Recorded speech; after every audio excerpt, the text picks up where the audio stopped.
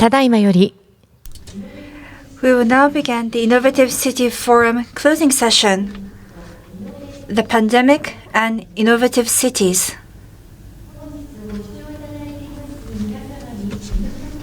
One message from the Secretariat to the audience.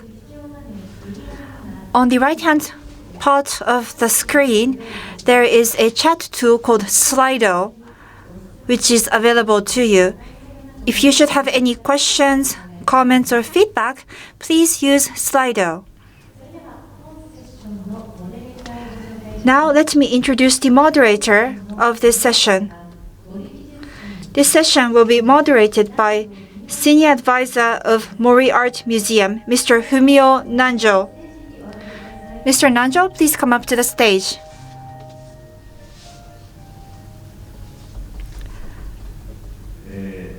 Good afternoon.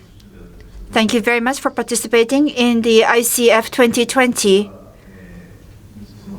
This Innovative City Forum was made up of 3 large sessions. One is the brainstorming session, and the urban strategy session, and art and science session.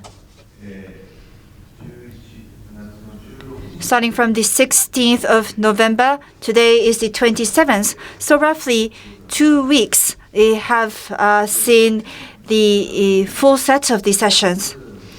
And today we had a summary session of the various programs, and this is the very last session of ICF. Normally, we would have this as a keynote session at the beginning. However, we saved this for the last closing session. We have invited a special guest, the brilliant German philosopher Markus Gabriel. This year really it was the year of the pandemic. But how will it change our civilization and society and economy going forward? And what will be the remaining impact of the pandemic in the coming years? These were the topics that have been discussed over the past 2 weeks. But from my perspective, I believe that the COVID pandemic is different from past pandemic, and it has a very modern impact on our present society.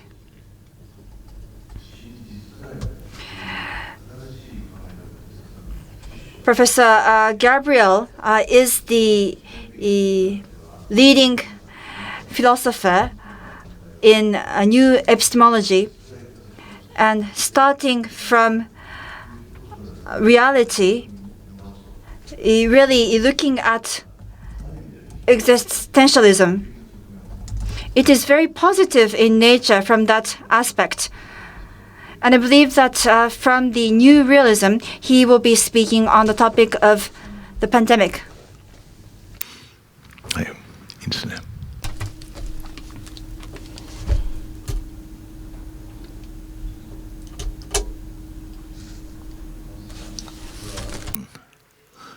Please start. Please.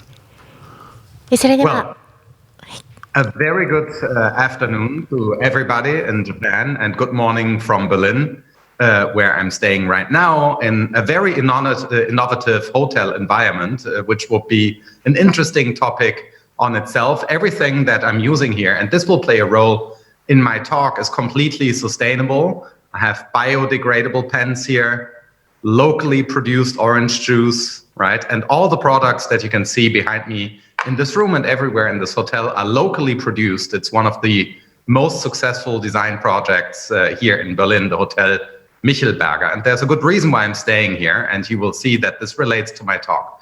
So my keynote has 2 parts. In the first shorter part, I will give you a description of how I look at the viral pandemic situation. And then in the second, in a certain sense, more important part, I will sketch ideas for what I have been calling the New Enlightenment. The New Enlightenment is the kind of socio-economic and political vision associated with New Realism. It results from the kind of philosophical activity that I, together, of course, with many other global thinkers, have been unfolding over the last 15 years. in the context of new realism, as Nanjo-san already mentioned in his kind introduction of my person. So part one, description of the current situation and some of its contradictions.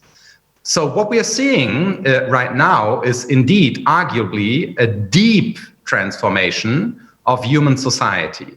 There are various reasons why this particular pandemic has this effect on society at large in comparison to other pandemics of the past and of the present. Let us not forget that this is not the only pandemic that we're in. Humanity is in the malaria pandemic, and much worse, in the HIV pandemic. So as we know, AIDS, the disease triggered by HIV, has killed 38 million people, but it has not fully transformed society in any way resembling that of this coronavirus. And I think there's a deep reason for this. Now, despite the deep reason, we'll get to this, which has something to do with humanity's shared nature, there's a superficial but still crucial aspect of this virus that I think needs more attention that it gets, namely the following. Arguably, for the first time in the history of humanity, all humans on our planet, regardless of border, nationality, etc., are facing the same problem, and we are all dealing with the same problem in almost a synchronized way. There's only a short time lag between, say, Asia and the United States in reaction to the pandemic. The time lag took place between January and March, roughly 2020. But apart from these slight time differences in dealing with the pandemic and in being confronted to the virus, all humans are now doing the same at the same time, fighting the coronavirus. And this has never happened before, that all humans are doing the same.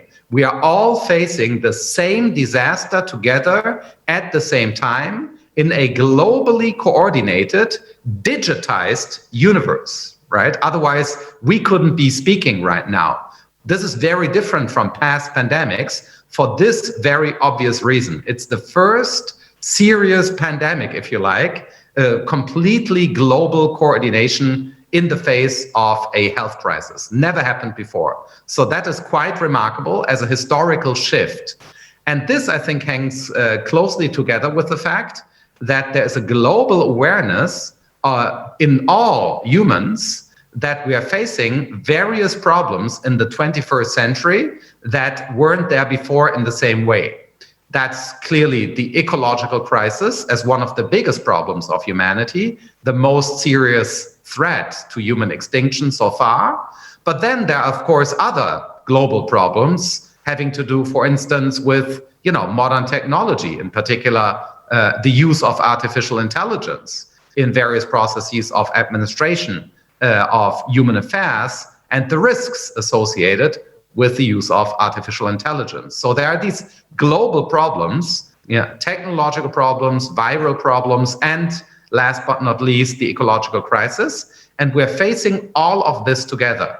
This is why I think that this coronavirus pandemic is very different from any other pandemic that we have seen so far, precisely because of this, the largest scale cooperation of human activity the planet has ever seen. So that's, I think, that even deserves the title of a revolution of thought and action. So that's remarkable in the current situation. Now, what is equally remarkable, and this already moves me to my second topic, the future. What is equally remarkable about the current situation is that the only way out of the crisis, so the only way of solving the various complicated problems having to do with the virus, is again global coordination. So we cannot get rid of this pandemic without, for instance, a vaccine, which would be, which most specialists believe is the best solution of the problem. And having a vaccine, discovering a vaccine, and then effectively distributing a vaccine are, again, global coordination problems, and more particularly, issues of global justice. So we cannot solve the pandemic, so we cannot return to a life, right, that is not constantly threatened by infection and transmission of infection to particularly vulnerable groups of humans. So we cannot exit the conundrum that we're in right now with all its aspects without implementing strong ideas of global justice. Global justice here is the idea that there is something that we owe to other humans simply in virtue of the fact that we are humans. There's no significant difference in the face of the virus between, say, African bodies, Japanese bodies, or German bodies, right? So there's no such difference. Therefore, we need a universal global justice solution of the current pandemic. If we don't have such a solution, so if we have the idea of, say, nationalistic solutions, we will not be able to solve the crisis. So, again, we are in a global coordination scenario for the first time in humanity's history. And the only way out of the problems caused by the global phenomenon is, again, a globally coordinated solution. Now, part two, which I would like to call New Enlightenment or ethical capitalism, for that matter, for lack of a better word. We will discuss maybe, how to coin a better term, but my, overall vision, let's call it, is New Enlightenment rather than just ethical capitalism. That's just one aspect of it. So New Enlightenment is my vision, my new vision of the good. Every society needs a vision of the good. This can be, the idea that the meaning of life consists in economic prosperity. That's one way of thinking about what it is to lead a good life. That's a very widespread conception, right? So you want to distribute access to economic prosperity. Another way of thinking about what a good life is has something to do with beauty and the arts, about which you also spoke in this forum. And, and Japan is a particularly interesting place to think about precisely that feature of the idea of a meaning of life, because beauty plays such a crucial role in, Japanese quotidian everyday affairs. There's no other place on earth where, nature and food, for instance, are connected in such a way that, consuming food that is maintaining and reproducing your life is an act of aesthetic experience in this way. Of course, other forms of cooking have aesthetic aspects, but, something which strikes every, visitor to Japan who's not Japanese, right? The first thing which strikes you is the immense beauty of everyday life. And this particular beauty has, of course, a history of adaptation of human beings on your islands to very complicated landscapes. So Japanese beauty is an interesting combination of artistic beauty, beauty produced by humans, and natural beauty, that is, beauty we find in our environment. And the integration of both kinds of beauty have led, in a crucial way, to Japanese spectacular success in modernization. Japan was, as we know, in the 19th century, and ever since, a paradigm in the Asian part of the planet for, how to enter modernization. And it couldn't have happened, the spectacular successes, again, then, of course, after the Second World War and in Japanese rise to like a global leader on its economic level, it couldn't have happened without the beauty. Nintendo, let me just use Nintendo here. You can't have Nintendo landscapes that are attractive to all human beings, insofar as they are human beings, without having deep Japanese beauty in the program, right? So the kind of, fantasy world associated with video gaming and other aspects, of course, of Japanese popular culture, right, have contributed significantly, right, to the 20th and now to the 21st century. So we need what I call now a new vision of the good, right? So I gave you two like very rough ways of thinking about the meaning of life. One, economic prosperity and the distribution of access to economic prosperity to as many people as possible. That's one way of thinking about what human beings should do on planet Earth. And the second one that I have sketched is the idea of an aesthetic life, right? So integrate yourself in the flow of beauty and the revelation of beauty in the universe, right? That is also a way of thinking about the meaning of life. Plus, there are religious forms of life, etc. These are all visions of the good. But, as I said in part one of my talk, we need a global vision.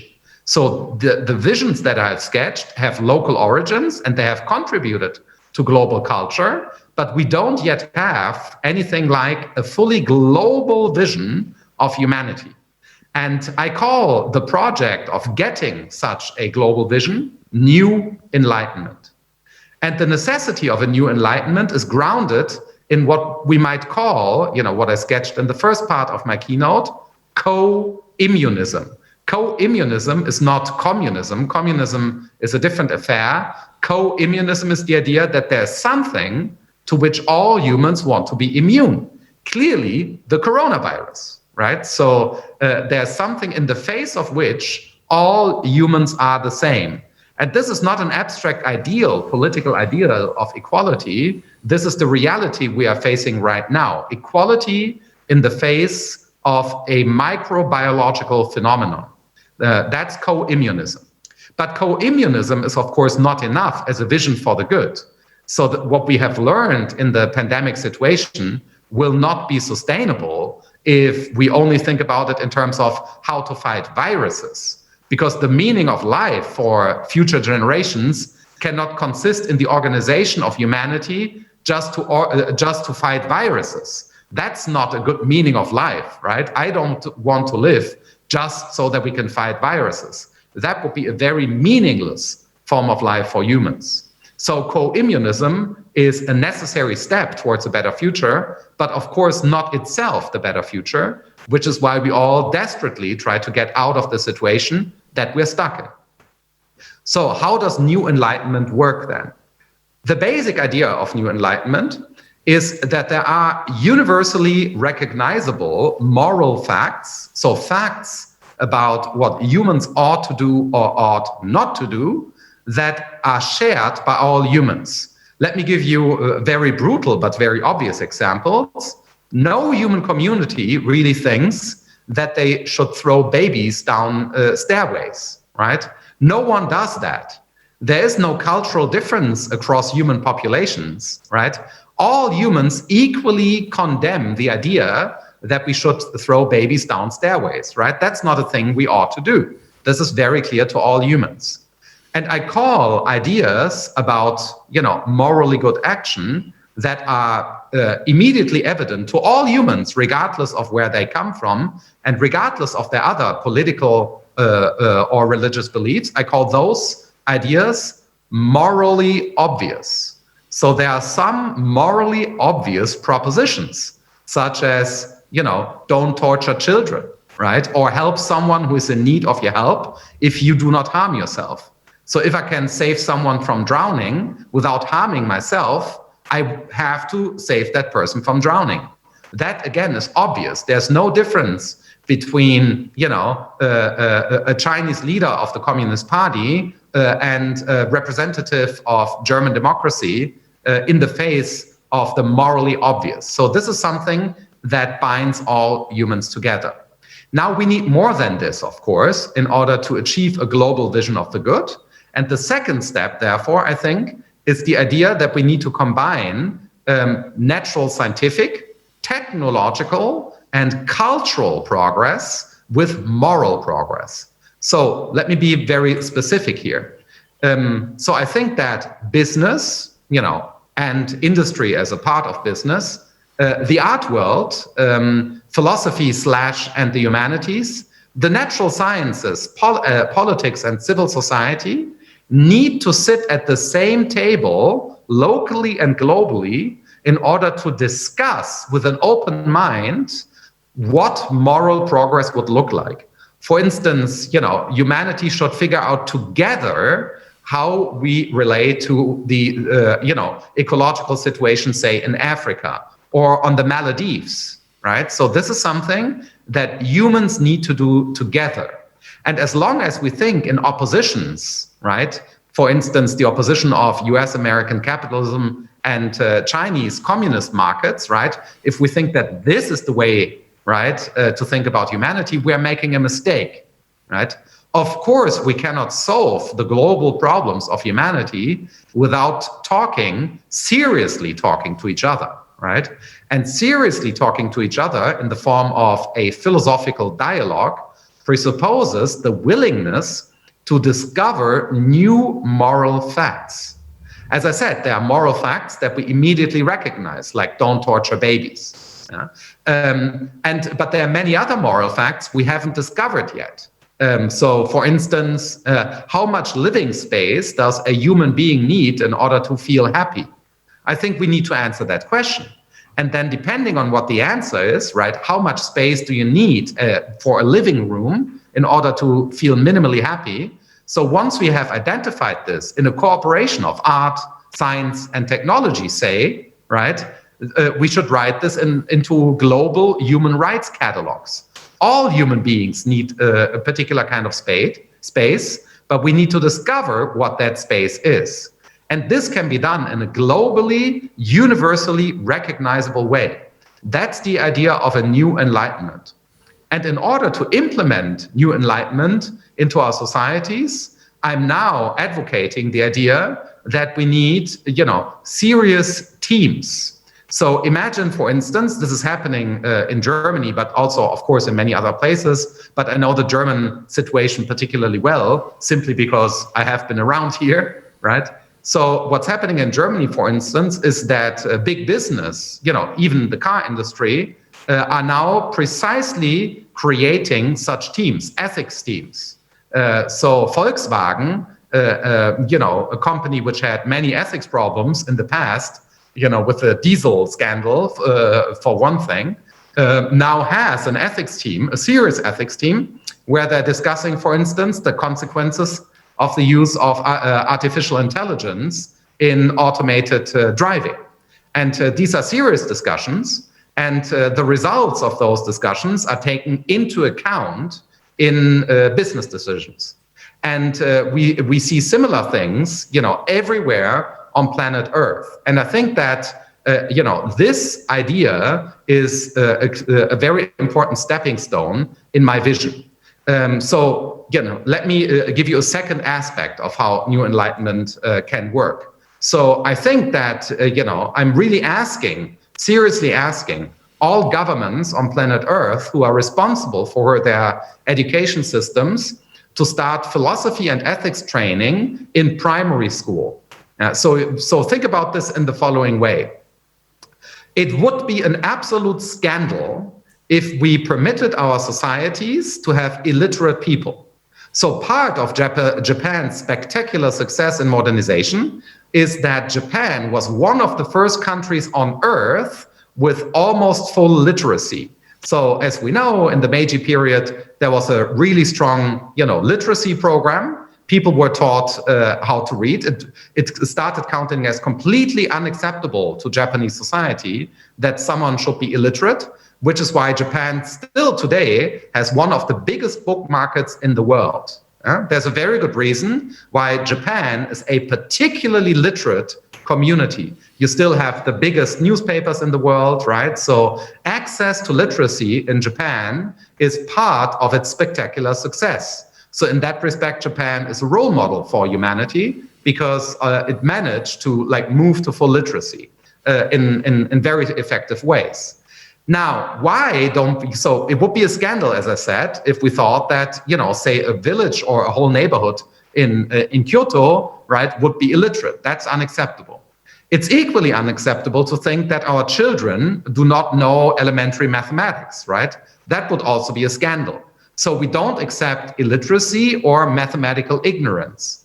But why, and here's my question, why do we accept ethical illiteracy? That seems to be as bad or worse as just illiteracy. And I want to say that the biggest problem of modernity so far is the decoupling of natural scientific and technological progress from moral insight. That's the problem that we're facing. This is why we have an ecological crisis. This is why we did have the atom bomb. This is why we did have problems with nuclear power plants all over the planet, and similar problems having to do with the ethics of technology.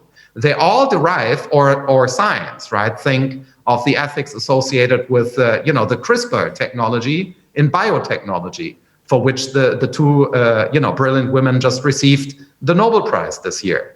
So for this having discovered that biotechnology. So these are serious problems of humanity, and we can only deal with them if we achieve ethical literacy. That's the next step for modernity. And I do call it new enlightenment, because in the first wave of European enlightenment in the 18th century, right, these enlightenment thinkers were, of course, largely Eurocentric. They didn't have a global vision because they had no idea what's happening elsewhere. In the 18th century, no one could have a global vision because we were not yet globally connected. So modern science and technology established global connectivity, the famous Marshall McLuhan global village in which we now live. But what we have not achieved yet is global ethical literacy. And the ethical values, by their very nature, transcend local phenomena. So ethics is beyond, say, the opposition of, as I said, right, the US-American interpretation of capitalism and the Chinese interpretation of Marxism, say, right? Ethics is beyond that. Why? Because ethics is the same, the idea of what we ought to do as humans, in China as it is in Kentucky, Berlin, or Rome. That's just the idea of ethics. So if we can save children, it doesn't matter where they come from. That's just the nature of ethics. And whoever disagrees with that proposition makes a mistake, regardless of where they are from. And I think all humans share this insight quite immediately. That's moral progress. And in order to achieve more moral progress and to use moral progress as the form of humanity itself in a globalized world, we need a new chapter in history. And my name, as I said, for this new chapter in history is New Enlightenment. More specifically, but this might be a local solution, right? I do call it ethical capitalism. But that is, to some extent, the strategy that Germany and maybe the European Union right now is using, namely the idea of what's now called in the Green Party here in Germany, eco-social market economy, where the idea is simply the following, that there are universal problems such as the ecological crisis, which transcend political decision-making, right? So it doesn't matter which party you vote for or what your political system is, you're still facing the ecological crisis, right? So all endeavors of a socioeconomic nature should be driven by these facts.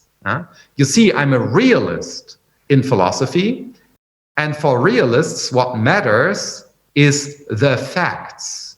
And there aren't any alternative facts. There's just one bunch of facts, namely the facts. There's no alternative to the facts.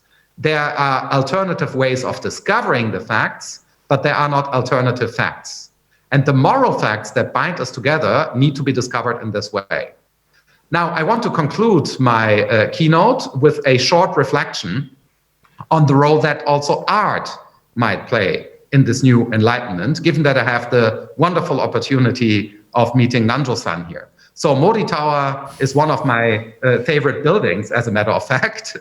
And there's hardly anything I enjoy more than the vision from the panorama platform with great contemporary art in the background, right? It's been one of my best experiences in my life being up there. So I owe a specific, literal insight and view to this place. So dedicating this thought to this place, I want to say that also art, artistic beauty can play a new role, a serious role of moral emancipation in this picture of new enlightenment.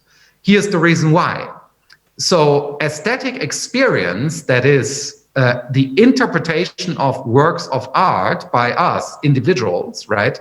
Receivers of the artwork, right? Listeners to a symphony, interpreters of a painting or a sculpture, right, or readers of a poem, these activities, or right, restaurants in a Michelin star, visitors to a Michelin star restaurant in Tokyo, us, receivers of art, right, we need to have aesthetic experience or interpretations of these objects. And what we do in this case, in exercises of the imagination, is, we are in touch with possibilities. As the spectacular Broadway musical Hadestown, a surprisingly good artwork. I'm usually really not a fan of Broadway musicals, but this one is really incredible. Hadestown. It's about the ancient gods of Greece, in particular the story of Orpheus and Eurydice. But be that as it may, there's one line about the poet Orpheus, the producer of the musical itself at the end of the interpretation. And the line is that he has a capacity, right, to see the world in a different light, seeing the way, other ways the world could be, as they call it. You will find this ancient idea already in Aristotle's Poetics, where Aristotle says that art is about what could be the case and not about what is the case. Art is not a description of reality. Art is a way of imagining a way for reality to be otherwise. So art is not by itself emancipatory. It can imagine all sorts of ways, but art can play a role in the emancipation of humanity towards a better future, precisely, right, by creating spaces in which we are free to exercise our imagination. So just the value of aesthetic experience, which lies in itself, has already the form of universal self-determination.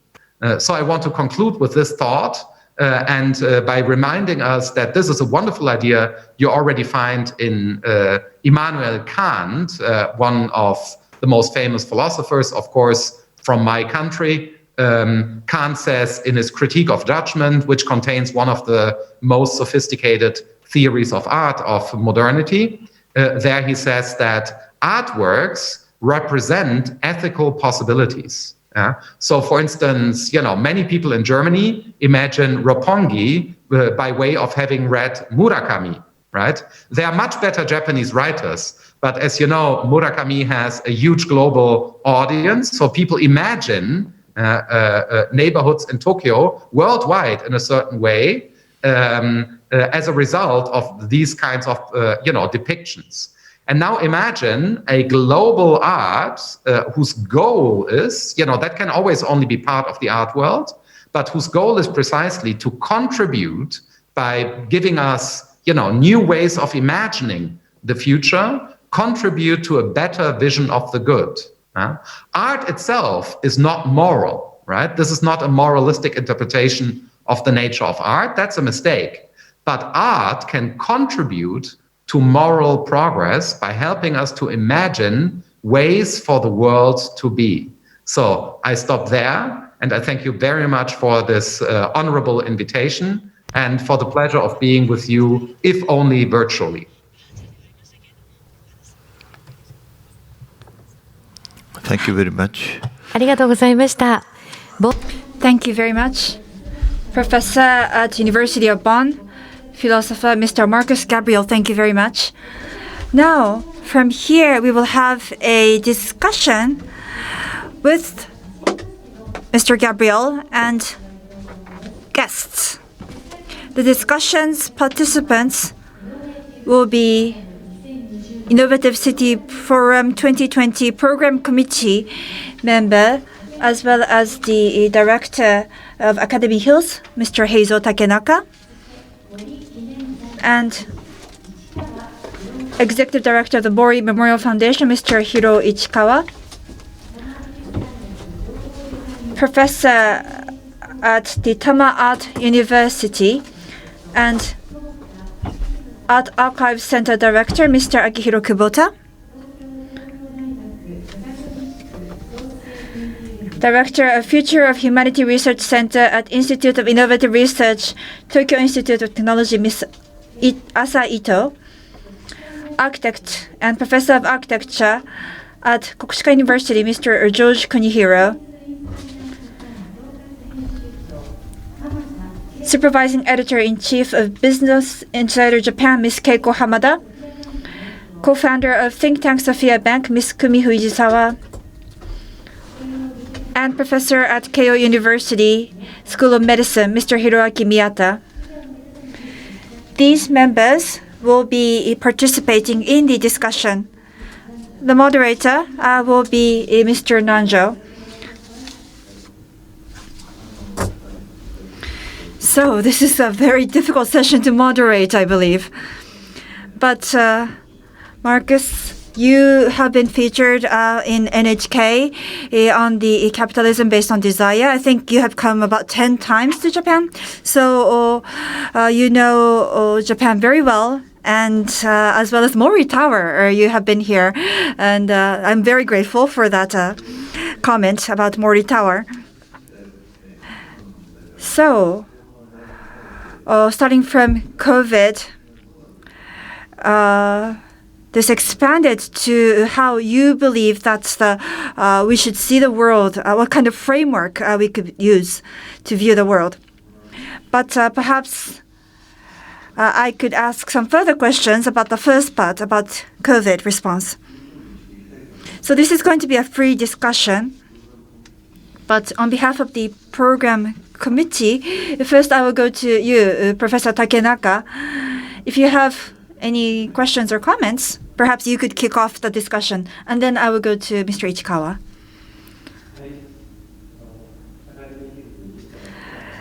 I am Heizo Takenaka, Director of Academy Hills. Thank you for a wonderful lecture today. I am an economist.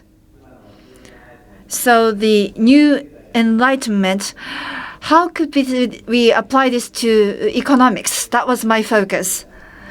So in the Davos meeting where global leaders in economy come from stakeholders capitalism, from shareholders capitalism, this has been one of the focal points. And the new enlightenment, perhaps this can reflect on stakeholder market capitalism. Perhaps it is difficult to define this, but how do you see the relationship between stakeholder capitalism and the new enlightenment? Thank you. This is, of course, a very important and crucial question. So I have been cooperating recently, among other things, with a group called together by the World Economic Forum. Klaus Schwab, the head of the forum, is about to publish an amazing book, The Great Reset, about the economic impact of the coronavirus situation. And Klaus Schwab and the group that he called together, mostly philosophers, to talk precisely about the post-COVID-19 situation, argues that an ethical capitalism, something that was always dear to his heart, one of the reasons why he founded the forum, right, is now really possible. But that means that we need to change some structures. So I think that we should tie, economic surplus value production, right, for which you are a specialist, right? So, economists know, due to their, mathematical expertise and their connection to real world business, how we can, produce surplus value. And so what we need to do now is to tie surplus value production to moral progress. So, for instance, many people in the degrowth community argue that we need to change our consumer behavior. That's fine, right? But we need new incentives. No, you cannot convince human beings just to want less. That's not a solution of the ecological crisis.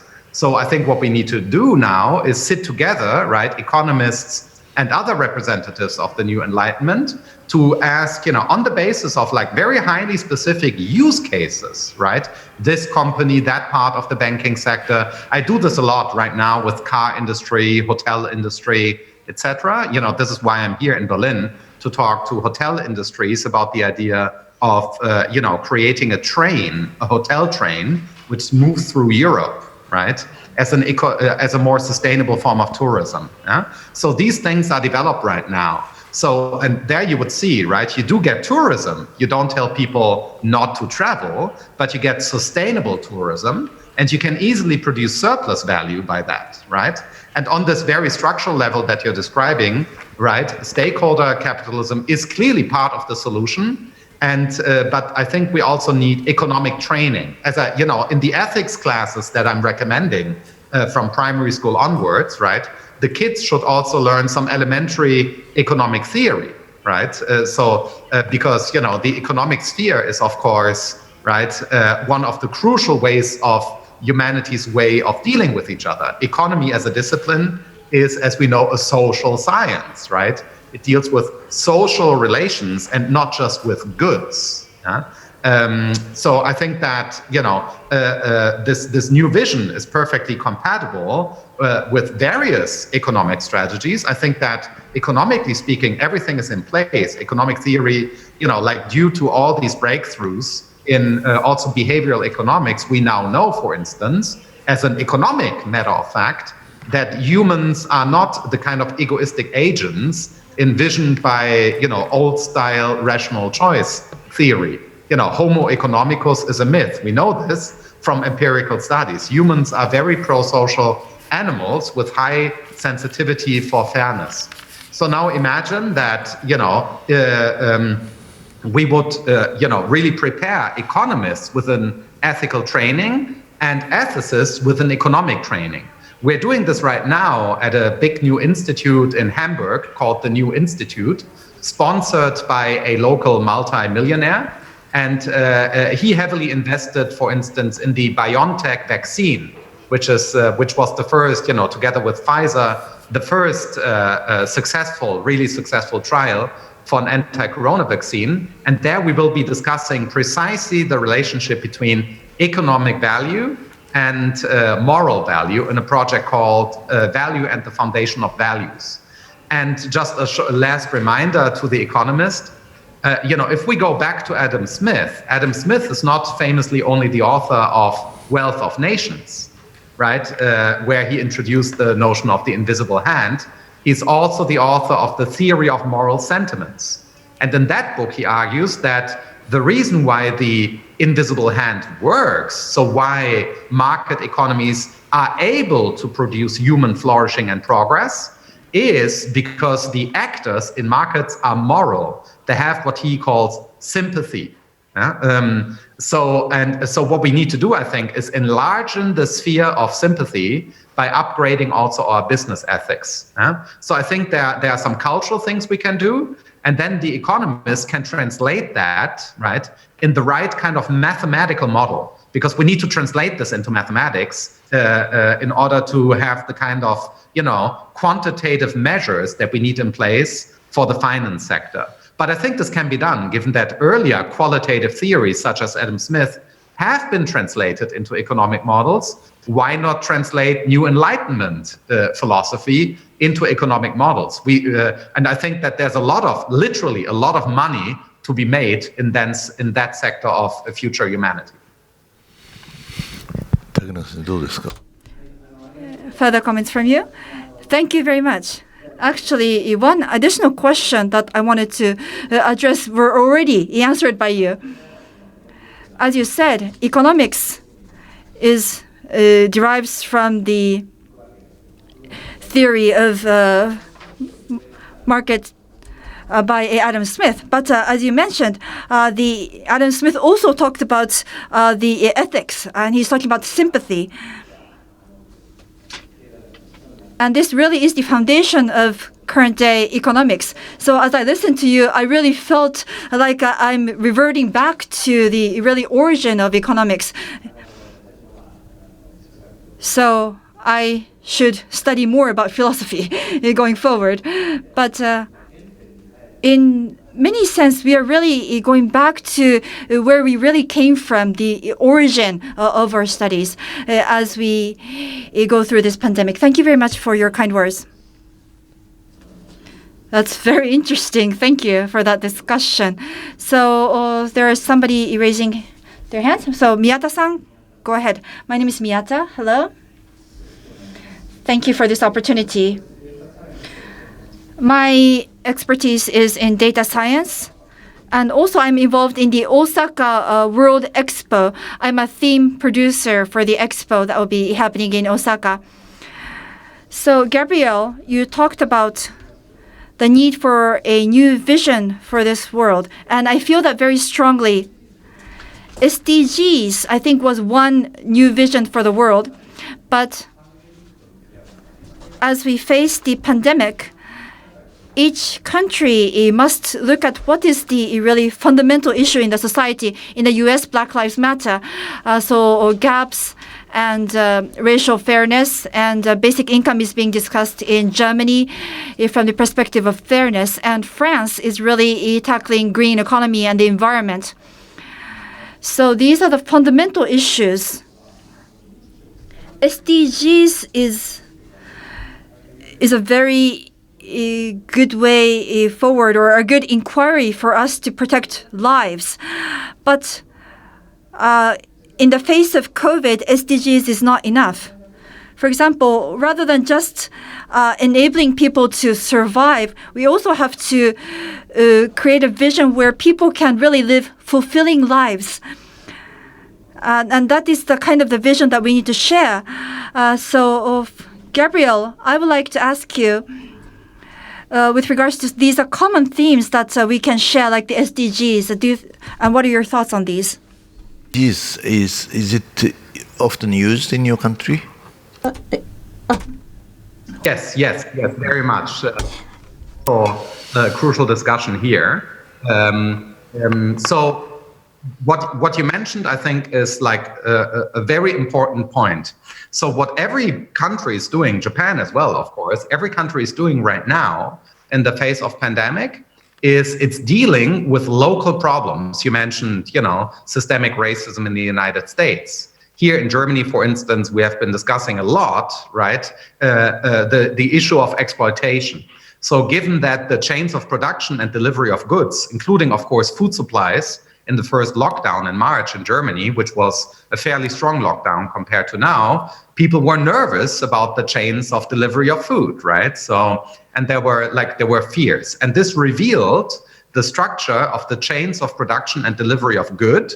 And it turned out, to no one's surprise, that they're highly unfair. So there's a lot of ethically harmful exploitation. So Germany, for instance, has been exploiting cheap labor forces also from Southeastern Europe, right? Romania in particular.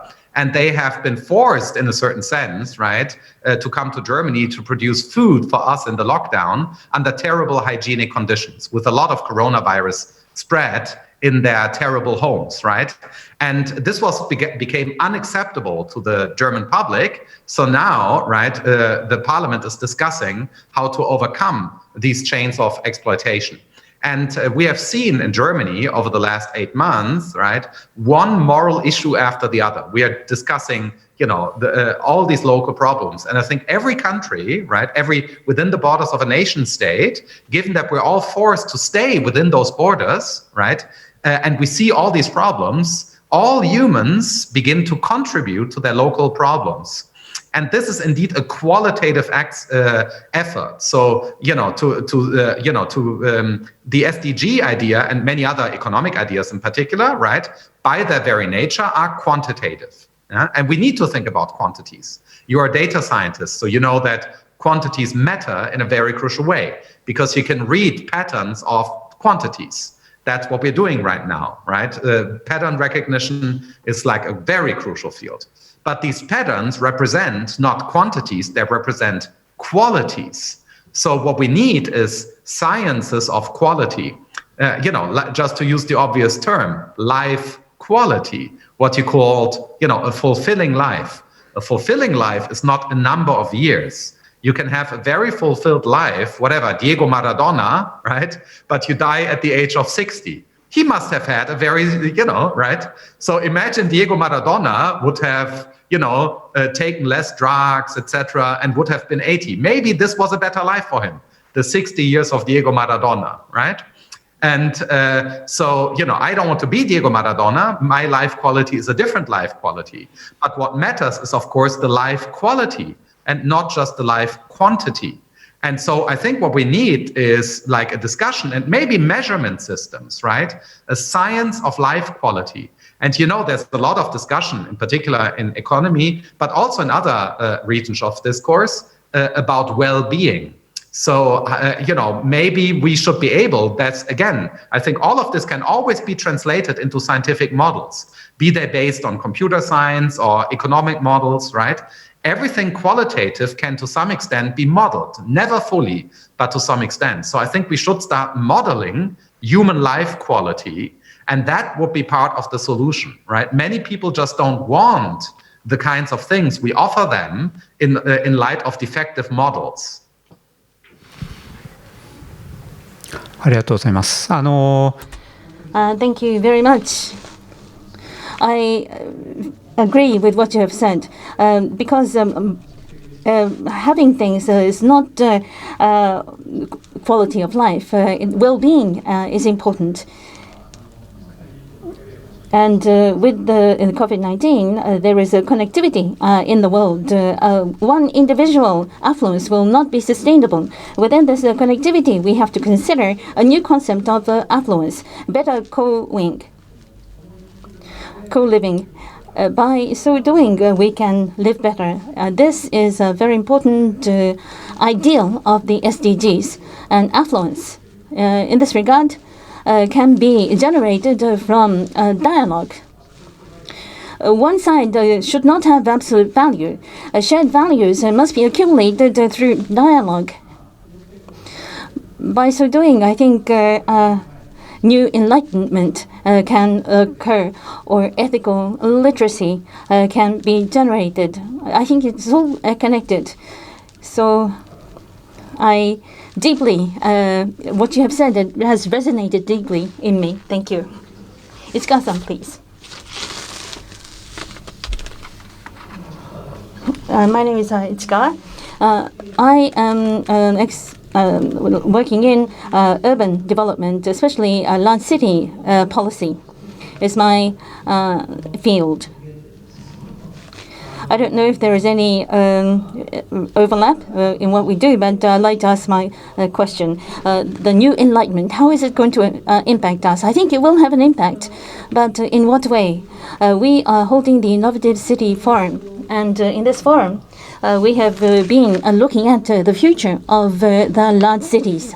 That is the topic that we have been discussing over the years at this forum.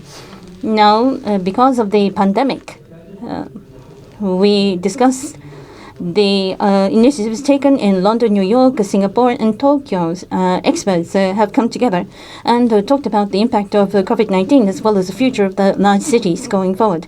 What has been realized is that the reason for existence for the large cities is that they recognize it is large, and how it can be sustained is being considered. This is a common thread. Resilience, inclusiveness, sustainability have been discussed as key words. And we are racking our brains to consider what we should do as a major city going forward. But in terms of morals, when you say morals, it is about good or bad. If you don't have morals, you're a bad person. If you have morals, it's a good person. That is a categorization made here in Japan. But I think it is of a higher order in what you are saying. So how can the morals be utilized in our approach? And now I'm going into my question. When we consider the sustainability of major cities, we have to also negate the large city as well, because there could be more disparity, because there will be winners and losers. But when we talk about megacities, you don't have that in Germany. And there are some megacities in some countries, but Germany doesn't have a megacity. This is also very interesting, how Germany has approached. But in our discussion, in our session, when we talked about the sustainability of the major cities, no one talked of morals. how can that be incorporated in megacity development and city development? And I am thinking that megacities currently is expanding. In the 1980s, it started when there was a transfer of the capital and labor transcending national borders, and this gave rise to megacities. From a moral point of view, is this good or is it irrelevant? And that's my question. I don't know if it's a good question, but if you can give us some insight, it will be very helpful. I hope translation was possible. Can you? You understand? It was great. Okay. So please go ahead. This is a fantastic question. Last night I gave an online keynote also, at a conference about just that issue. And next week I will be sitting together with the governor of one of our states, Rhineland-Palatinate, and architects to talk about CO2 emissions in construction, which, as you know better than I do, right, is a huge issue because CO2 emissions in construction are, depending on how you measure, but globally, right, at least 10 amount to, if not bigger, than fossil fuels. So, the sustainability issue in megacities or generally in construction is like a very serious issue right now in architecture, right? And as you mentioned, right, resilience, inclusiveness, and sustainability are discussed everywhere for that reasons. And strategically, interestingly, last night in my discussion, I was with the mayor of the city of Wuppertal, who's a professor of economics and a representative of the Green Party. And we discussed precisely this issue of, the fact that it's right now advantageous in Germany, that Germany has always avoided, right, aggressively avoided to construct a mega city. So Germany has never been centralized. We don't have something like Tokyo, which is, of course, the paradigm of a megacity. It's the biggest of all megacities, and or Paris, right? So Germany doesn't have a center in this way. It's a distributed form of social system, extremely distributed, very federal, right? Even more than the United States, where also you only have, you have a bunch of megacities, right? But they never reach quite Sao Paulo or Tokyo level, right? When I started visiting Tokyo, I realized how small New York City was. Or having been to Shanghai, since then when I go to New York, it feels like a very wonderful, nice little town to me compared to other cities, right? So the concept of a megacity, I think, is indeed like a crucial one. And now let me come endorsing all your very important points to the question that you ask, right? Morality. You're right that in everyday discourse, you mentioned Japan, but you will have this in also almost every country, right? The word morality very often means a form of conformism or polarization. Yeah? And but the way in which I use the term, right, it's in a certain sense precisely the opposite of this. So let me define some terms. So the word ethics is the philosophical discipline which studies moral facts. A moral fact is not something that someone can, use in order to oppose some other person or groups. A moral fact has to be universal. So a moral fact that only belongs to one group cannot be a moral fact, which is why I think there cannot be such a thing as Christian values. If there are Christian values, then there are faults. There are also no Russian values or Buddhist values. If there are real values, they are always universal. So we need to discover those values, right? Such as you mentioned some yourself, resilience, inclusiveness, and sustainability in, architecture and the city of the future, connectivity, construction. These are moral topics. So I think that what you're doing right now, what I also hear architects discussing and cityscapers, is precisely a moral topic. This is what I mean by morality, right? So morality is the question, what do we have to do right now? So if, city developers, investors, and so forth in Tokyo and New York or London sit together at a table and discuss these issues, right, then they're doing precisely that, ethical theory. Now, the problem is, as you rightly mentioned, where are the ethicists, right? So why do you not have philosophers in the room? I think that's a mistake. So imagine you would find out there's a philosophers group and we discuss the construction of Tokyo, but you are not invited.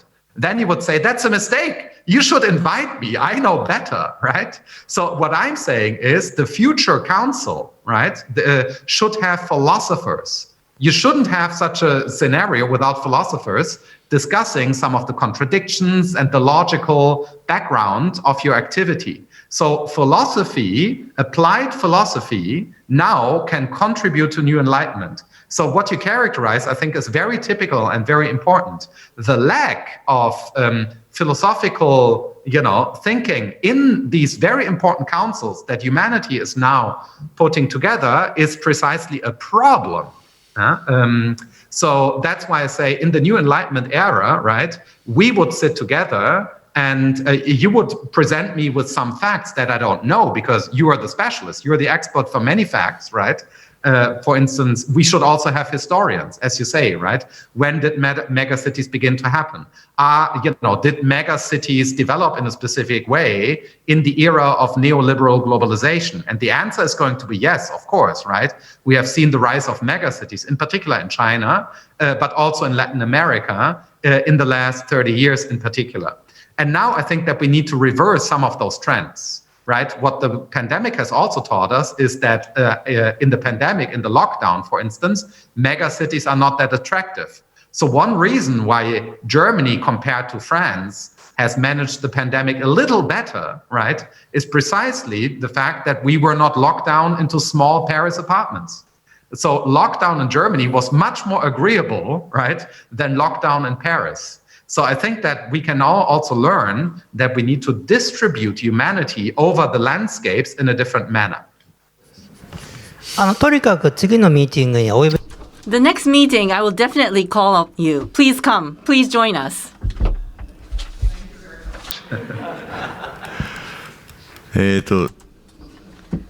Kubota-san, please. This is Kubota speaking.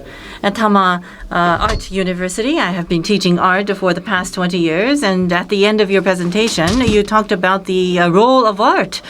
You emphasized the role of art, and that gave me food for thought. The aesthetic experience of art and enjoying art is not something that can be measured in a quantitative manner, but it would provide something on a generic mode. And art world today is an old chapter of neoliberalism. It was heavily impacted by those old thinking. And in the time of new enlightenment, what would be teaching of art should look like in an era of new enlightenment? Yeah, well, thank you for your question. So, I've been working on art a lot. I just published in German a long book called Fictions, which will be translated into Japanese and English and other languages soon. But I give you some of the ideas to answer your important question. So I think that, art now in this context of New Enlightenment, right, establishes itself, the nature of art, precisely against, the marketization of aesthetic value, right? I mean, we have seen this well studied that, markets, the art market began to play ever since, in particular, the 60s, right? That's the good old Arthur Danto diagnosis in the famous short article, The Art World, right? So in the Danto paper, Arthur Danto demonstrates already in the 60s that art has lost its essence. That's what he thinks, right? So instead of thinking about an artwork as an autonomous entity, the value of an artwork began to be measured in terms of its exchange values on markets. And this has impacted, of course, the aesthetic experience, right? So people are drawn to the Mona Lisa because of the fantasy of infinite value, right? So many people now go to museums directed in light of exactly that idea. They want to know what a Monet costs, right? So just that very idea that you're in front of something that is infinitely more valuable than the biggest economic value, right, attracts people to artworks. But that is, of course, the false motivation. You don't understand anything about late Monet if you think about the question how much that costs, right? So what you really need to do is to think about, the relationship between the illusion that you see roses, right, and the fact that there aren't any roses, right? There aren't any roses in Monet. There's an illusion of almost roses. So this is where you need to start the analysis. But people are not acquainted with the possibility of reading artworks, right? Be they classics or contemporary artworks, because they tend to think of them, in a Jeff Koons kind of way, as just representations of, billionaires. And I think that we should decouple art from that, right? So I'm not saying that billionaires should not invest in art, right? Of course they should, right? We couldn't have Mori Tower without money, and we should have Mori Tower. But what we can do is, right, realize the autonomy of art.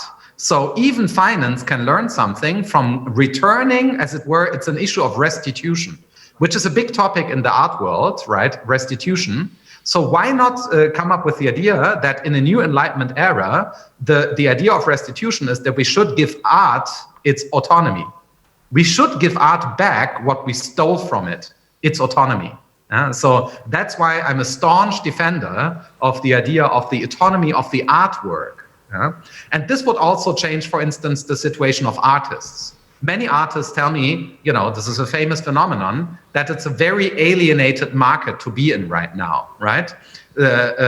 So why don't we integrate the artist, right, into our socioeconomic structure? I think we should give up the idea of, whatever the crazy, idiosyncratic artist, right, who doesn't fit into society and then produces objects of infinite value, right? That is the 1960s New York art scene. So the question is, why are we still stuck in this model? I think it's an antiquated model. So my idea is, and I'm working with some artists in Germany, very young artists, and what they are doing now, they're very commonsensical people. For instance, there's a group of young artists in Munich, and they're fans of mine, okay? But anyhow, what they do is, they dress like me. They're young people, but they dress like a 40-year-old middle-aged professor, right? That's part of their performance in order to demonstrate that you can just be a normal kind of, bourgeois person and be an artist. That's part of their performance, of course, right? So why not come up with this idea that artists, why do we think that artists have to be spectacular people like Banksy, right? So why not integrate artists into society? That's one of the models of New Enlightenment, because then they can sit at the table. If we have the New York City 1960s drug addict artist or Andy Warhol, then they cannot sit at our table. But there's no reason for us to alienate artists, right? I think these are measures that could be taken. Maybe we need to steal the aura from art once and for all. Thank you, Mark. Thank you very much for that.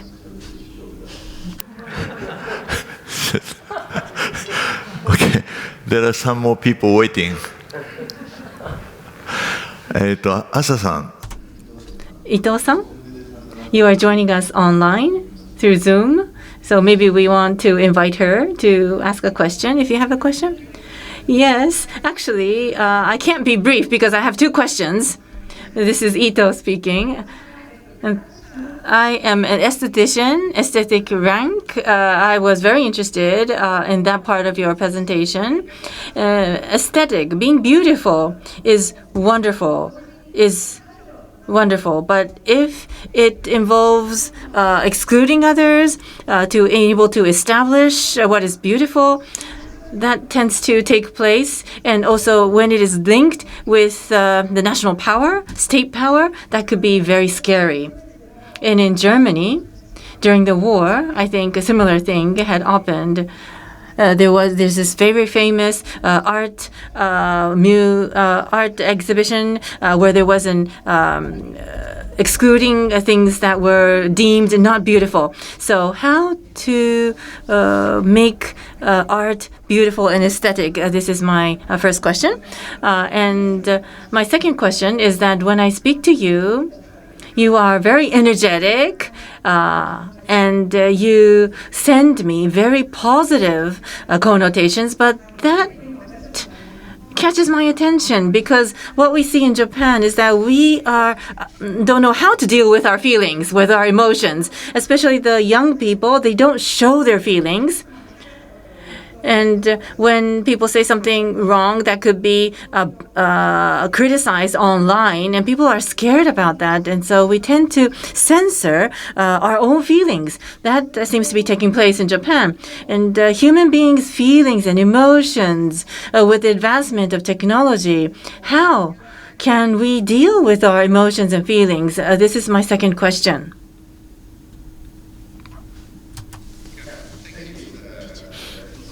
So, let me deal with those, two important questions. So one, of course, that's why I said, right, there's also, a connection between art, design, fashion, and exploitation, right? That's the contemporary version of what you mentioned about Nazis, right? So the famous exhibition of deprivated art, as they called it, entartete Kunst. There was a wordplay, right? Entartet means deprivated, but it also means not art, right? Not art, as they called it, right?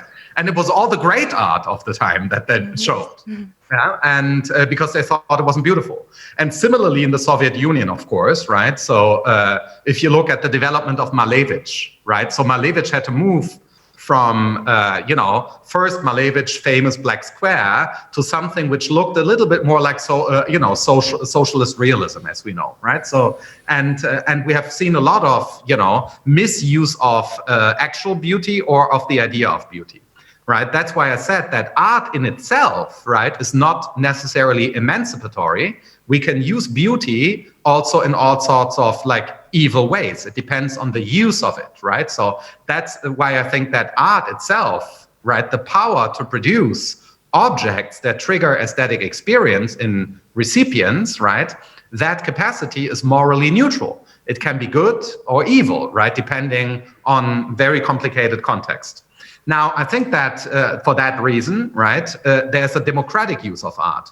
And the democratic use of art consists precisely, that's in, for instance, popular culture. I think that, the idea of, I'm not at all against popular culture. So I think that, Madonna, the singer, right, is the morally better than Madonna, the mother of God, right? Because, the one is democratic and the other is just Christian. So, when we say popular sometimes, right, people think it's a criticism of something. Why would it be? Popular contains populus, which is Greek demos, democratic. Popular is just democratic. So why not produce art objects that have all the values that come with good aesthetic experience, but with emancipatory power?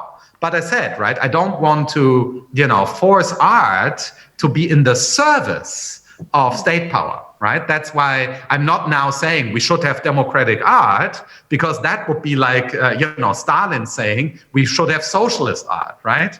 So we should have all the art we have, but art can be put to use, parts of the art world, right? Not all of it, right? But can be put to use. So that's, but this hangs together with your second question, social networking and cancel culture, which is, of course, deeply interwoven with also questions of the art world. And indeed, Japanese society, social relations are more digitized than in many other places, right? Twitter is a particular problem in Japan. And I gave up all my access to social networks because, the more I studied, I run a big team at my university of ethics of artificial intelligence. And I did work, for instance, with the former chief scientist of Amazon, who's a philosopher and physicist, Andreas Weigand. He also was in the digital council of the German government. So he has very interesting stories to tell. And then, I really looked at some of, the ways in which social networks are produced. And they do specifically attack your emotions. So this is not a side effect, right? What young people, as you say, feel in Japan, that they need to hide their emotions, right, is a consequence of cyberbullying, cyber mobbing, right?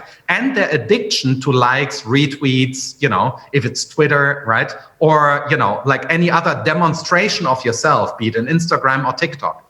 And I think that social networks, the way in which they're constructed right now, lead to a phenomenon which I have called digital proletarians. I think that users of mainstream social networks are digital proletarians because they're really producing data, mostly for US American tech monopolies, and they are completely exploited. So the only one solution would be for users of social networks to receive a minimum wage. So imagine, 1 hour of Facebook, by German law would be about 12 euros, right? They have to pay me 12 euros minus the data I get. I did calculate this once with economists. So 1 hour of Facebook should give me 4 euros, right? They don't pay me the 4 euros. That's digital, exploitation. And that digital exploitation is, in cooperation with neuroscience, behavioral economics, etc., right? So the algorithms are produced with the goal of manipulating your emotions. And I think that this is morally pernicious. So we should be, very clear about this. Social networks, as they are right now, are radically evil. That's why, we need to overcome them. It's just a form of evil. There's nothing more to say about this. And this is clear now, right? I mean, if you read books, there are hundreds of books now about this, be it Shoshana Zuboff's Surveillance Capitalism, which tells the story of how Google in particular created a model of behavioral modification, or, Tzio's, he's a professor at the Chinese University of Hong Kong, beautiful book, Goodbye I Slave, right? Where he calls for digital abolition. So he argues that the current tech monopolies, right, have the logical form of slave trade. And so we need digital abolition. And many people are pointing this out. And I am aware of the fact that this is a grave problem in Japan. And I think Twitter is a particularly evil problem. I think, Twitter is worse than Donald Trump. You see, we got rid of Trump, but Twitter is still there. And this is where the action is. はい、ありがとうございます。あと Thank you very much. And Hamada-san, would you like to ask the next question? Hello, I'm a journalist. My name is Hamada. I would like to ask further about the tech giant issue. In the interview with the Asahi newspaper, you said that with the technical advancements, we may be entering a new age of totalitarianism. So the technological advancement is going ahead of the ethical, moral advancement. And I think this is talking about the exploitation issue. On the other hand, some companies are now forming such an ethical team, trying to incorporate ethical aspects to management. And amongst the tech giants, I believe that there are people who would like to move toward that direction. So going forward, for the tech giants to become more ethical, what do you think is necessary? And as users, consumers, how should we deal with these GAFA tech giants? Or how should we look at the technical advancement? Yes, so, well, thank you for continuing this discussion. And so let me give you a couple of examples of, how I think we can do this. 2 projects within which I'm involved. But of course, as you rightly say, some of the big tech companies have their ethics councils, clearly, for AI and also their social networking. And they're employing hundreds of specialists from the humanities and social science, of course, also to do this. So there are a couple of things that are lacking, right? Positive ideas. So for instance, get rid of the like button, right? We all know, it's been well studied, that the like button is one of the most evil inventions of the last 20 years, right? So the like button is a problem. The cookies that are hidden behind the like button, the psychological aspects. So they, rather than discuss, right? They're discussing blah, blah, what do we need to do? I know what you need to do. Get rid of the like button. Get rid of the retweet function, right? Get rid of all the manipulation functions that we all know we suffer from, right? This is already common knowledge. You don't need a specialist to say what the problem is, right? Get rid of that. And then I think, positively, we should create new networks. So I just gave a talk to a Latin American association of big journalists, right? and some of the big newspapers, Clarín and Folha de São Paulo and so forth, right? And there, I recommended the idea that we need to create local social networks, right, that have all the features that we like, right, connecting with friends, chat rooms, etc., right, the obvious features we want, right, but they are in the hand of the quality control of modern quality media, right? So imagine, Japan happens to have the biggest newspapers in the world. So now imagine there's a corporation of these competing networks. Of course, they are politically competing, they're economically competing. That's fine. That's just competition. Now imagine, right, that all these networks together produce a social network beginning for Japan. If it's good enough, it will spread. So there's also a business case to be made. And that network, right, is completely ethical. So it doesn't have the functions that we know are detrimental. It has everything we want, right? You can see photos of your grandmother. You can talk to your friends in California, right? The things we want, right? But what it doesn't allow, for instance, is insulting people. We can write code that makes it impossible to post insults, right? As we saw during this election, suddenly Facebook and Twitter were able to flag, right, conspiracy theories by way of algorithms. So why didn't they do it before, right? So they were lying to us. They claimed that it's not possible. When Zuckerberg said, quote, Facebook is not the arbiter of truth, that was a terrible statement. Facebook has to be the arbiter of truth. That's its responsibility, right? And that's, for instance, what journalism does. The ethics of journalism means that you try to find out the truth. Sometimes it's very complicated. That's why journalists listen to different sides. The journalist doesn't pass judgment, but the journalist wants to see what's out there, right? And tries to find the path in between the extremes. That's part of good journalism, right? Listen to everybody, but be very careful with your judgment. Why don't the social networks do this? This is basic journalism, right? So the idea then would be create social networks controlled in the sense of quality control, not censorship, right? By pros, right? Such as you, right? So a journalist has a training. So why don't we value the training of a journalist? And there are reasons why we pay money to journalists, because they know something, right? So we should value that. And so one way of doing it is this. Another idea, which I got from Nell Watson, she's an AI specialist. She works in machine learning and vision and pattern recognition, some of the cutting edge material right now in computer science. And so Nell said it's possible to write a program which changes the tone of your message. So imagine you're on Twitter, right? And you try to insult someone, but what comes out is a very nice question. So really, you want to say, why do you believe these horrible things? But what comes out with, may I ask you why you are of this opinion, right? So imagine it would just be impossible, right, to write an aggressive tone. And that would change a lot, right, if you applied the software. So we can produce positive algorithms. Yeah? We just haven't done it, right? It's not an impossibility. So I think, and another project that I'm involved with in Germany is an AI certificate that we are preparing together with Germany's cybersecurity, right, and the relevant political agencies, computer scientists and philosophers.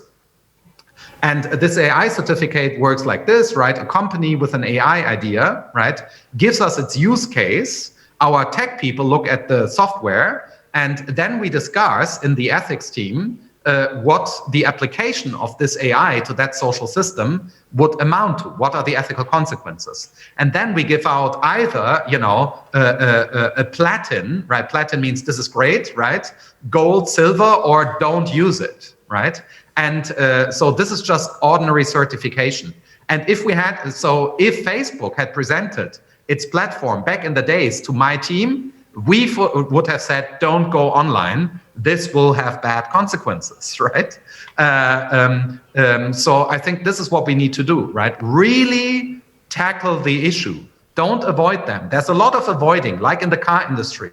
We all know we shouldn't have fossil fuels, right? But why are they still there? And then there will be avoidance arguments, right? How can we change this? This takes too long. People need to drive to work, right? But this is all bullshit, right? This is avoidance talk. And I think that we should face the problems of social networks head on. For instance, by studying the effects on psychological health, in particular in young people, but also in adults or politicians. It's very hard to be a politician right now because of social networks, right? Or a scientist. The big virologists in Germany get death threats every day because of the lockdown, right? Via social networks. And this is a new form of violence. So we should just make it impossible for this violence to happen. And one step, and then I conclude, right, my answer. An important step is the following. We need to understand that psychological violence can be as bad as physical violence, right? Sometimes it might even be better to get a slap in your face than a shitstorm on Twitter. Yeah? So we need to understand, that's the next step, that psychological states of human are the object of ethical appreciation. That's something that I learned, among other things, in Japan, because Japanese the Japanese social architecture consists very much in mind reading, right? So you try to anticipate the desire of the other and adjust your behavior to the desire of the other. This is why you have a lot of ethics in Japanese everyday life. But if, right, this adaptation mechanism, right, is governed by fear, right, then the high level of social skills, which you find in Japan, right, leads to, depression, fears, and so forth, therefore, to psychological health problems. And this is all well studied, I assume, right? And so this should feed back into the tech world. Just like we know that fossil fuels destroy the planet, we need to understand that social networks and search engines, Google too, right, as they are right now, destroy our shared humanity, and that's terrible. はい。もう時間 Thank you very much. We are running short in time, but Fujisawa-san, this is probably going to be the last question, so please keep your answer short. So I'll try to ask a brief question so that you'll be able to answer short in a brief manner. So quality control by expert, that was one of the points that you raised. And I think the word ethics is very difficult to translate. Because when we try to talk about ethics in Davos, in the UK, it was said to be equivalent to religion. So you don't need to talk about ethics because that would be the Japanese religion. But you talked about connecting, and that is also a moral topic. But when we try to connect, it is very difficult when we have a different language. So how do we overcome that language barrier? And tech giants, SNS is a way to promote connection. But you said that this should be governed by experts. But at this moment in time, we don't really trust experts. And when we talk about connection and relationships, trust is fundamental. So my question to you is, how do we build trust? Thank you. Yes, that is an important one, right? The relationship between trust and truth, they hang together. And the postmodern attack on truth has led to an attack on trust. This hangs together, right, as you say. But if we don't trust experts, right, which is a problem everywhere now, also in the face of the virus. In Germany, we have demonstrations against experts, right? And so if we don't trust experts, then of course we have the biggest possible problem. So in order to build trust, right, I think we also need a new conception of human society. So a crucial book, I will just be very brief now, but a crucial book about this is by the American philosopher Robert Brandom. He published this book, A Spirit of Trust. It's a very technical book, but let me give you the idea. It's a recent book. So his idea is this, right? So if translation is a wonderful example because we're doing this right now, right? So I trust the translator, right? And you also trust the translator. We are speaking right now through a medium, and it works remarkably well, despite the fact that many meanings in Japanese cannot be translated into English and vice versa.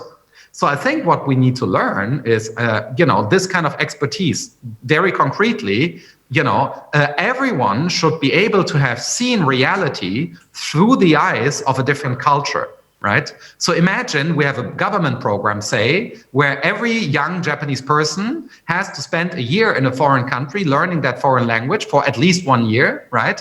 And you can't choose. It's aleatory. You might have to go to Ethiopia, right? It's not that we all then go to California or Paris, right?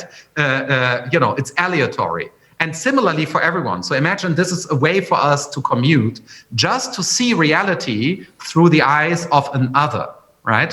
And this is generally what I call ethics. Ethics has something to do with the capacity that human animals have, right? This is independent of culture and language.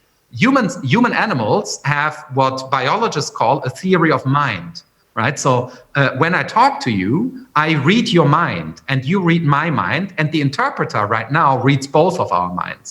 And that capacity of mind reading is universal. All humans in principle have it, right? And so that is something that we need to cultivate in order to create trust in experts. But that is really an education problem. Those who do not trust experts often do so because they have the feeling, right, that they have no expertise. So we should create, right, a higher level of self-awareness, right, and dignity in all humans. This is a recognition problem, right? As Francis Fukuyama has pointed out in his book about identity, one big problem in the crisis of expertise right now is precisely that people do not feel recognized. That's why they attack the experts, and there's a lack of trust. So we need to increase the level of recognition. That's always part of ethical progress, right? Take, for instance, Germany again is discussing a lot of how to, build even better forms of feminism. So, and that involves, for instance, hearing the voice of the female experience, right? Or the various female experiences, right? And that is precisely an issue of trust. So what is it like to be you, right? And that's something, I think that's the basis of trust. That's what children do, right? We build trust in a family structure, and it works precisely by teaching our children what's it like to be me, right? Imagine you were me, right? That's always ethics. And that's what I mean by ethics. It's universal. You have ethics in Japanese families, you have the same ethics in British families. Cultural difference comes much later in human development. Yeah? So I think in order to build trust, and that's my last sentence about this, right? We need to start very early by recognizing our shared humanity. See yourself in the other and don't see the difference, right? That's why what I call a politics of indifference. Yeah? Where we begin to share the same space, which we need to create, just like we are doing in this dialogue.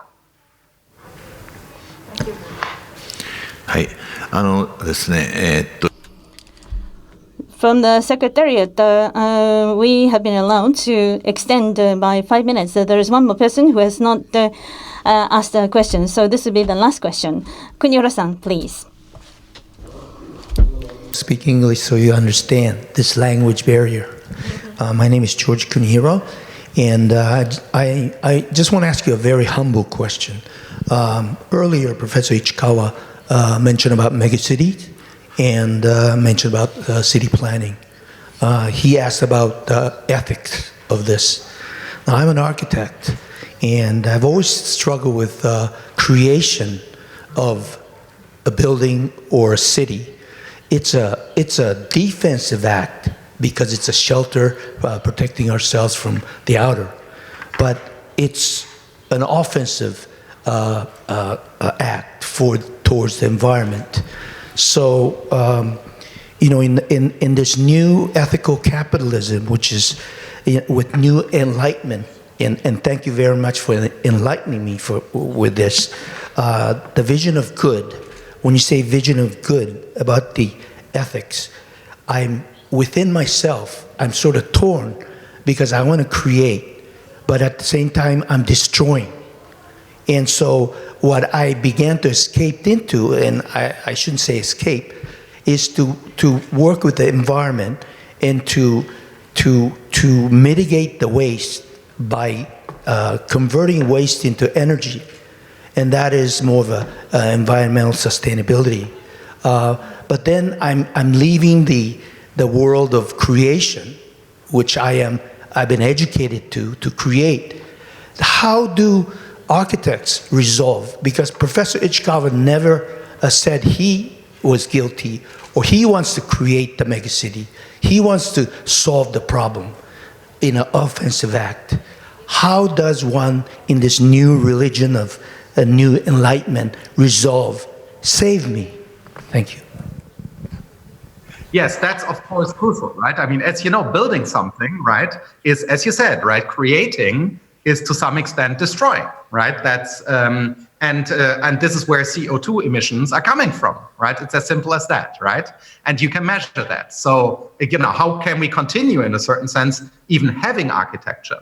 But look, I think that, you know, like, so here in this hotel where I am, this is one of the most sustainable projects I've ever seen. That's why I come here very regularly, right? For instance, here the rooms, talking about the coronavirus, very sustainable idea. Many rooms have their private sauna. So in my hotel room here, I have a sauna. Everything is built from very sustainable wood. Yeah, and the building is in Eastern Berlin, right? This used to be, you know, I'm in a former dictatorship scenario here, right? So this building used to be, right, part of a prison and so forth. And now what we have in this building, right? So they used the building. They didn't have to destroy the building. The building is there, right? So less emissions, but they have used all the rooms, right?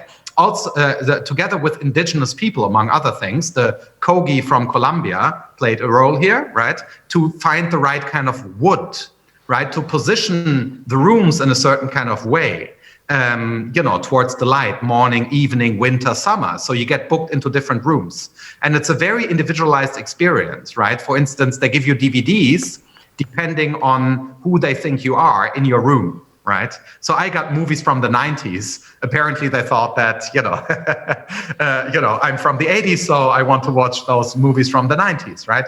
And so this experience is, right, so something that's incredibly creative. Right.